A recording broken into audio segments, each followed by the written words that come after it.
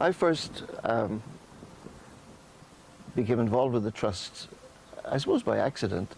I always tell people that as a young priest in Ireland, people used to say to me, "Have you been to Lourdes yet, Father?" The suggestion being that I was remiss at not being. And to get out of this, I used to always say, "Oh, when Our Lady wants to get me to Lourdes, she will." And she did. I spent a weekend in May with a group from Dublin, and the people who were so pleased with that, they asked me would I go back for the month of July with several groups throughout the month, which I did. At the end of that summer then, I was moved from Dublin to St Mary's College in Twickenham, and I'd only arrived in the college when I got a letter from someone saying, "I'm a group leader in Liverpool, and the college chaplain always travels as a chaplain with HCPT. Will you come with us?" And I had to go and ask someone, "What's HCPT?" And I found out, and I travelled with Group 85 from Liverpool in the Easter of 1979. It's certainly been very important for my life, because after a few years as a group chaplain, the group I went with was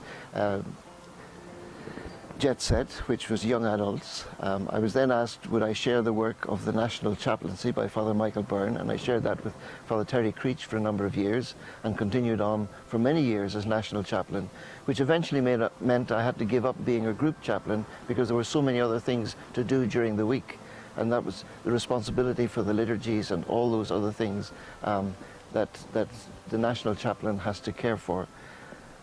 However, that came to an end.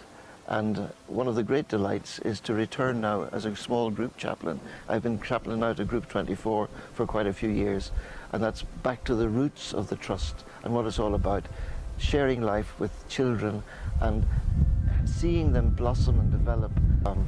Every year, there's some noticeable things happens, something special happens. I can remember saying Mass for Group 24 before I was full-time their chaplain, and there was one young boy in the group who was very severely autistic, who during Mass used to go for a wander, and one of the helpers would wander off with him, and then he would come back and he'd sit down, but he never even looked up. And then the second last day of the pilgrimage, we were having Mass, and he sat there the whole time, and suddenly at the sign of peace he got up and he went round and he shook hands with everybody, and people were just in tears, you know, that somehow it had broken through to him and he was part of the group. It was just an extraordinary experience. And every year, there are stories like that. I mean, these young people have always been an inspiration because of their courage, because of their trust in us. Brother Michael Strode said that their trust in us releases our ability to trust ourselves and to deal with our own inadequacies and not be afraid of them. And that's part of the secret of the trust.